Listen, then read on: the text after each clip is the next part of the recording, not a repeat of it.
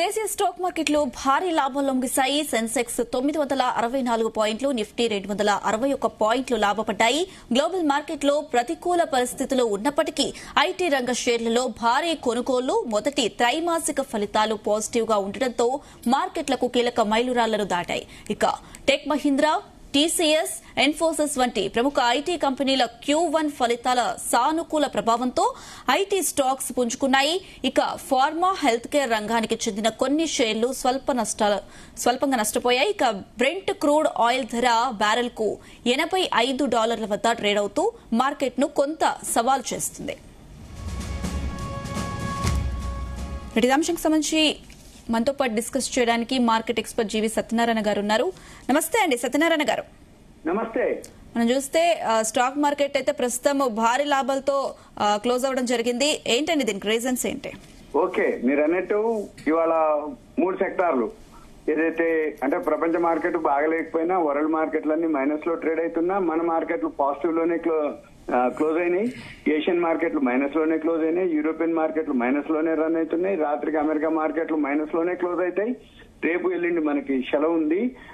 అమెరికాలో రేపు ఏం చెప్తారో తెలియదు. అంటే ఇప్పుడు ఇరాన్ అమెరికా వార్ ఏదైతే ఉందో అది బాగా జరుగుతుంది. వాళ్ళ మీద వీళ్ళ దాడులు, వీళ్ళ మీద వాళ్ళు దాడులు చేయడం జరుగుతూ ఉంది.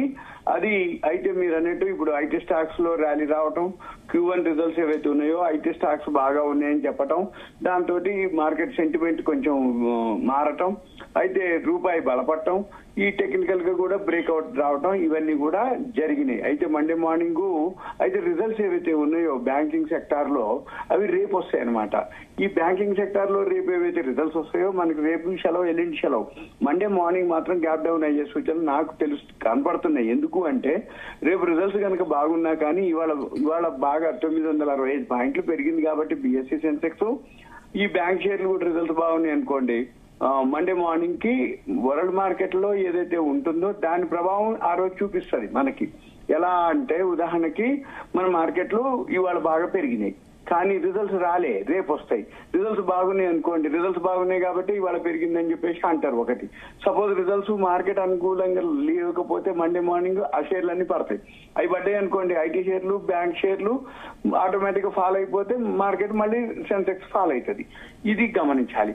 ఈ రోజు బాగా హైలైట్ ఏంటంటే BSE సెన్సెక్స్ 964.58, నిఫ్టీ 50 వచ్చి 261.55, నిఫ్టీ 500 వచ్చి 103.65 ప్లస్, నిఫ్టీ బ్యాంక్ నిఫ్టీ వచ్చి 939.16, ఐటీ 504 పాయింట్లు ప్లస్, మిడ్ క్యాప్ మాత్రం మామూలుగా ఉంది, 54 పాయింట్లు మైనస్ లోనే క్లోజ్ అయింది. BSE బ్యాంక్ నిఫ్టీ మాత్రం 1126.82 పాయింట్లు పెరిగింది. నిఫ్టీ 200 వచ్చి 85.20 పాయింట్లు పెరిగింది. నిఫ్టీ 100 వచ్చి 218.86, నిఫ్టీ స్మాల్ క్యాప్ వచ్చి 21.25 మైనస్, న్యూట్రల్ అనుకోవచ్చు.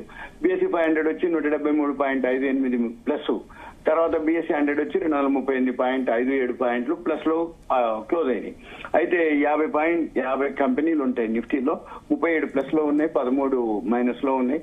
అయితే మనకి నెగిటివ్ న్యూస్ ఏంటిది అంటే FIIలు మధ్యలో ఒక 2 రోజులు కొన్నారు తప్ప మళ్ళీ ఇప్పుడు 4 రోజుల నుంచి మళ్ళీ కంటిన్యూగా అమ్ముతూనే వచ్చారు. అదొకటి గమనించాలి. ఇకపోతే ఈ BSE సెన్సెక్స్ లో 30 కంపెనీలు ఏవైతే ఉంటాయో 30లో 24 ప్లస్ లో ఉన్నాయి.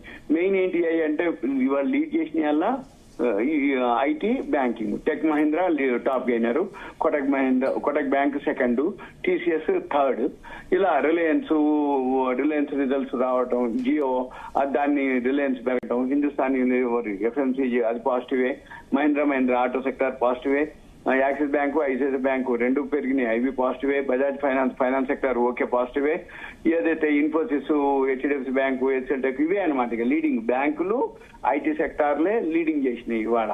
దాంతో పాటు ఇండెక్స్ పెరగటం, నిఫ్టీ పెరగటం, ఒక సుమారు 964 అంటే ఒక 6 లక్షల కోట్లు మన సంపద పెరుగుతుంది అనమాట ఇవాళ.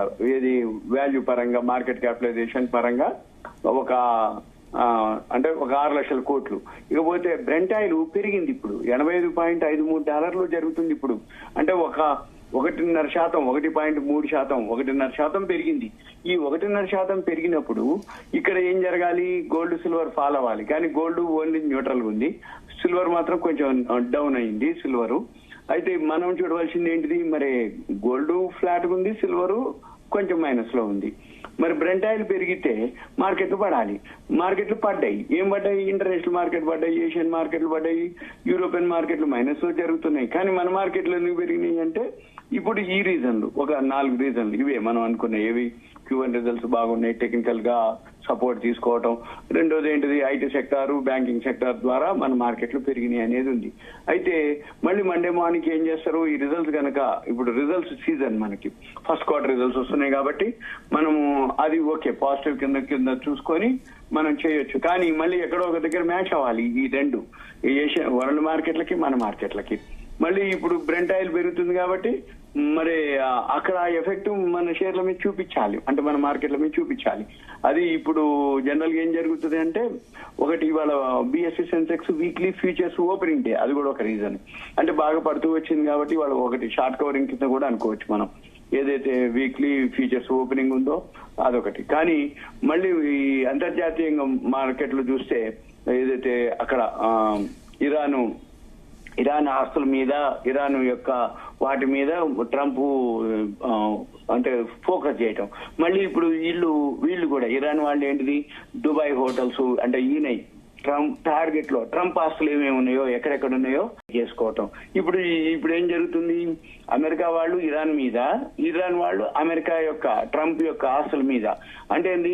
ఇప్పుడు ఈ కర్గు ద్వీపాన్ని కూడా ఆయన సీజ్ చేయాలని ప్లాన్ లో ఉన్నాడని, మళ్ళీ పీకాక్స్ పర్వతంపై కూడా బాంబులు వర్షం కురిపించాలని. ఇప్పుడు హర్ముజ్ జల్సంద్ నుంచి నిన్న ఒక రోజులో పెద్దగా ఏం పోలేవు, 3 నౌకలేమో వెళ్ళి అని చెప్పేసి, అంటే హర్ముజ్ జల్సంద్ నుంచి పోవట్లేవు. అంటే అక్కడి నుంచి ఆగిపోతుంది. ఎప్పుడైతే హర్ముజ్ జల్సంద్ మళ్ళీ మూసుకుపోతుందో ఆటోమేటిక్ గా మళ్ళీ ఈ దాడులు ఏవైతే జరుగుతాయో మళ్ళీ బ్రెంట్ ఆయిల్ పెరగాలి. బ్రెంట్ ఆయిల్ పెరిగింది అనుకోండి, ఆటోమేటిక్ గా మళ్ళీ ఇన్ఫ్లేషన్ పెరగడం, జీడిపి తగ్గిపోవడం, ఏ దేశపు కరెన్సీ ఉంటే ఆ దేశపు కరెన్సీ ఆల్ టైమ్ లోకి రావడం జరుగుతుంది. ఇప్పుడు ఏవైతే మౌలిక వసతులు అన్ని ఏదైతే ఉన్నాయో, అంటే అమెరికా దాడిలో ఇరాన్ వాళ్ళ యొక్క మౌలిక వసతులు అనుకోండి, విద్యుత్ సదుపాయాలు అనుకోండి, అవన్నీ కూడా మార్గాలన్నీ మూసుకుపోతున్నాయని, ఇరాన్ సంబంధించినటువంటి దీవులు, నగరాలపై అమెరికా వాళ్ళు బాంబుల వర్షం కురిపించటం. అయితే అహ్వాజ్, కేష్, దాష్తి, సిరిక్ బందర్ అని ఆ ఏరియాలలో జరగటం. ఇక్కడ ఇరాన్ కి సంబంధించిన కమీర్ లో 2 వంతెనలు కూడా ధ్వంసం చేయటం, అక్కడ ఏదైతే ఇరాన్ షహర్ ఎయిర్పోర్ట్ మీద కూడా దాడి చేయటం, దాంతో అక్కడ విద్యుత్ సరఫరా ఆపేయటం. మళ్ళీ అక్కడ కిష్ ద్వీపం ఉంది, అక్కడ కూడా ఆపేయటం, అంటే విద్యుత్ సరఫరా లేకపోవటం, ఇరాన్ వాళ్ళు 3 చనిపోయిందని చెప్పటం. ఇవన్నీ కూడా కంట్రోల్, అంటే చాబహార్ లోని మారిటైమ్ కంట్రోల్ టవర్ పైన అమెరికా వాళ్ళు దాడి చేయటం. ఇవన్నీ ఇప్పుడు అమెరికా వాళ్ళు ఎందుకు ఇరాన్ పెద్ద ఏం లేదు అయిపోయినట్టే అన్నట్టు వాళ్ళు చెప్పుకోవటం, వీళ్ళు మళ్ళీ ఎదురు ప్రతిఘటన అన్నమాట. మళ్ళీ వీళ్ళు ఇరాన్ వాళ్ళు ఇప్పుడు మళ్ళీ లేటెస్ట్ గా న్యూస్ ఏంటిది? ఇప్పుడు 3 నౌకలే ఒక రోజులో, అంటే గత 24 గంటల నుంచి హర్మోజ్ నుంచి దాటింది, ఒక 3 నౌకలే దాటినాయి. అవి కనుక మళ్ళీ ఇప్పుడు ఆగిపోయి మళ్ళీ జరిగితే బ్రెంట్ ఆయిల్ పెరుగుతుంది. మనం చూడవలసింది సింపుల్ ఏం లేదు, మండే మార్నింగ్ కి బ్రెంట్ ఆయిల్ ఉన్న ధర కంటే ఎక్కువ ఉందా తక్కువ ఉందా? ఎక్కువ ఉంది అంటే అక్కడ ఇంకా యుద్ధం తెలుస్తుంది, అక్కడ యుద్ధం వాతావరణం మామూలుగా లేదు అని. అంటే తీవ్ర అంతరాయం కలుగుతుంది ఈ జలసంధిలో, హర్ముజ్ జలసంధి నుంచి నౌకలు రావటానికి. దానికోసం మనము అయితే బుధవారం నాడు మాత్రం 11 నౌకలు దాటినాయి అన్నారు. అవి నిన్న గురువారానికి వచ్చేటప్పటికి 3 నౌకలే దాటినాయి అని చెప్పేసి చెప్పడం జరిగింది. అయితే ఇప్పుడు ఈ ఇరాన్ నౌకల మీద అమెరికా దిగ్బంధనం, మళ్ళీ వీళ్ళ మీద వీళ్ళు ఇలా, అంటే కొన్ని నౌకలు హర్మోజ్ నుంచి యూటర్న్ తీసుకున్నాయని చెప్పటం, అంటే కొన్ని ట్యాంకర్లు, కొన్ని ఇంధన ట్యాంకర్లు అవి వెళ్తున్నాయి అనేది. చివరికి ఓవరాల్ గా ఏంటిది అంటే ఇక అక్కడ యుద్ధ వాతావరణం మాత్రం మామూలుగా లేదు. ఇరాన్ వాళ్ళు ప్రతీకార దాడులు చేస్తున్నారు, అమెరికా వాళ్ళు చేస్తున్నారు. ట్రంప్ యొక్క ఆశల మీద ఇరాన్ వాళ్ళు ఫోకస్ చేయటం, ఇరాన్ వాళ్ళ దాని మీద, అంటే వాళ్ళ యొక్క దాని మీద, అంటే ఇరాన్ ఏదైతే ఉంటాయో వాళ్ళ ఆస్తుల మీద వాళ్ళు చేయటం, దాంతో ఇది ఇంకా సీరియస్ అయ్యేటట్టుంది. కాబట్టి మళ్ళీ మన మార్కెట్లు మండే తర్వాత రిజల్ట్స్ కనుక అయిపోయేంత వరకు బాగుండొచ్చు. రిజల్ట్స్ తర్వాత మళ్ళీ ఇండివిజువల్ స్టాక్స్, ఇప్పుడు ఏవైతే స్టాక్స్ బాగా పెరిగి ఉంటాయో మళ్ళీ రిజల్ట్స్ అయిపోయినాక ప్రాఫిట్ బుకింగ్ జరుగుతుంది. మళ్ళీ ఇవి మ్యాచ్ అవ్వాలి, ఏది వరల్డ్ మార్కెట్లకి మన మార్కెట్లు మ్యాచ్ అవ్వాలి, అంటే అవి ఎక్కడో ఒక దగ్గర ఈక్వల్ అయితే అనమాట. ఇక మనం చూడవలసింది ఏం లేదు, సింపుల్ గా బ్రెంట్ ఆయిల్ ని ఫాలో అవటం, ఎవరికి వాళ్ళు ఇప్పుడు పొజిషన్స్ పెట్టుకోరు. ఇవాళ మార్కెట్లు పెరిగినాయి కానీ రేపు ఎల్లుండి ఏవైతే ఉంటాయో సెలవు ఉంటుంది, శని ఆదివారం. మండే మార్నింగ్ ఏం జరుగుతుందో తెలియదు. ఉంటే గ్యాప్ అప్ అన్నా గ్యాప్ డౌన్ అని ఉంటుంది. ఇవాళ పెరగడానికి రీజన్ ఏంటిది అంటే ఇదే reason. IT sector, banking sector results రాలేదు. ఐటీ సెక్టార్ రిజల్ట్స్ వచ్చినాయి, అవి బాగున్నాయి అని చెప్పేసి, అలానే బ్యాంకింగ్ సెక్టార్ రేపు రిజల్ట్స్ వస్తాయి, అవి కూడా బాగుంటాయి అని మార్కెట్ తీసుకోవటం, జియో రిజల్ట్స్ రావటం, అవి బాగుండటం, దాంతో ఇక మన మార్కెట్లు పాజిటివ్ లోకి రావడం జరిగింది. ఒక టైంలో 1000 పాయింట్లు పైన కూడా పెరగడం జరిగింది. 78,282 పాయింట్ల వరకు పెరిగి 78,151లో క్లోజ్ అయింది. అంటే 130 పాయింట్లు హై నుంచి వచ్చింది. 130 అంటే ఇప్పుడు 964, అంటే 990, 1090 దాకా కూడా పోయింది అన్నట్టు. ఇవాళ హై పోయి 1090 పాయింట్ల వరకు పెరిగి 965 పాయింట్లు, 964.58 పాయింట్లలో మన మార్కెట్లు ఈరోజు క్లోజ్ అయినాయి. ఓకే అండి, థ్యాంక్ యూ అండి సత్యనారాయణ గారు.